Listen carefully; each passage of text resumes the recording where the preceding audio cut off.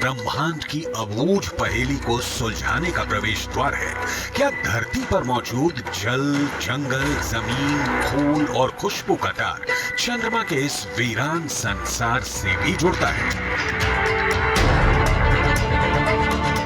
चांद पर पानी की खोज के बाद भारतीय अंतरिक्ष अनुसंधान संगठन यानी इसरो अब चांद पर जमी बर्फ का विश्लेषण करने में जुटा है। चांद की सतह की बनावट को समझने में लगा है।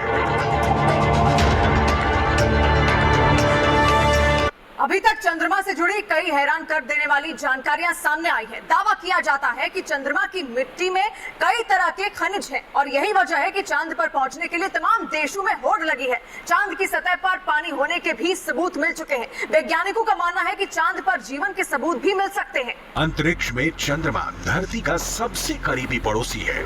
पिछले 6 दशकों में इंसानों ने 100 से भी अधिक मून मिशन को अंजाम दिया है।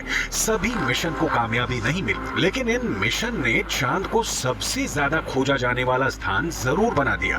बावजूद इसके चंद्रमा हमारे लिए आज भी रहस्य बना हुआ है, क्योंकि उसके दक्षिणी छोर की पूरी सच्चाई से दुनिया अब तक अनजान है।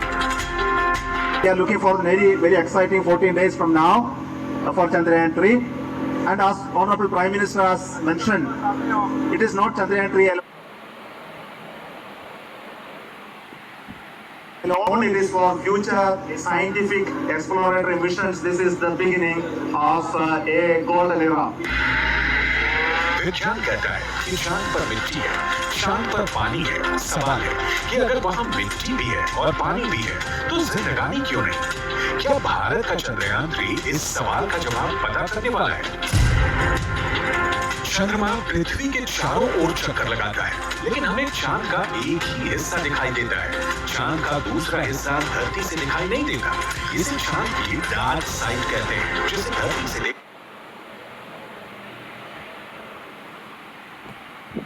चंद्रमा का जो हिस्सा हमें धरती से नजर नहीं आता उसे वैज्ञानिकों ने चांद का डार्क साइड नाम दिया है। इसे डार्क साइड के अलावा फार साइड भी कहा जाता है। भारत के चंद्रयान-3 मिशन का मकसद भी इसी डार्क साइड पर रोशनी डालना है। ये डार्क साइड है चंद्रमा का दक्षिणी ध्रुव, जहां चंद्रयान-3 के लैंडर ने सॉफ्ट लैंडिंग कर इतिहास रच दिया है।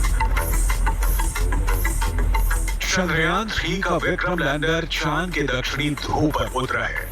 चंद्रमा का ये हिस्सा उसका सबसे ठंडा इलाका है, क्योंकि यहाँ सूरज की रोशनी बहुत कम पहुँचती है। सूरज की किरण तिरछी पड़ने की वजह से चांद के दक्षिणी ध्रुव के ज्यादातर हिस्सों पर काफी अंधेरा रहता है। यही वजह है कि यहाँ का तापमान भी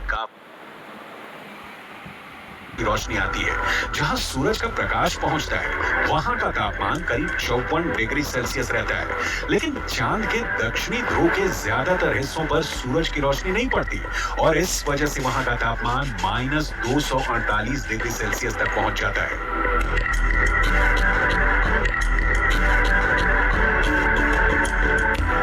नासा के मुताबिक चांद के दक्षिणी ध्रुव पर बर्फ है।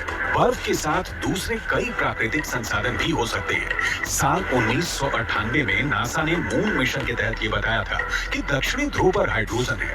नासा का दावा है कि अधिक मात्रा में हाइड्रोजन होने की वजह से वहां बर्फ की संभावना है। इसके अलावा चांद के दक्षिणी ध्रुव पर बड़े-बड़े पहाड़ और कई गड्ढे हैं। चंद्रमा पर नजर रखने वाले वैज्ञानिकों की माने तो चांद के दक्षिणी सतह पर कई सारे गड्ढे ऐसे भी हैं जहां अरबों साल से सूरज की रोशनी नहीं पड़ी है। ऐसे में चंद्रयान-3 का चंद्रमा के ऐसे इलाके में जाना और जानकारी जुटाना अब तक के हुए सभी मून मिशन के बीच मील का पत्थर जैसा है और स्पेस साइंस की दुनिया में ये ऐसा करिश्मा है जिसे अभी तक कोई देश नहीं कर सका था। चांद के दक्षिणी ध्रुव वाले हिस्से में बड़े-बड़े क्रेटर हैं, जिन्हें आम बोलचाल की भाषा में गड्ढा कहा जाता है। ज्यादातर गड्ढे ऐसे हैं जहां अरबों साल से अंधेरा है।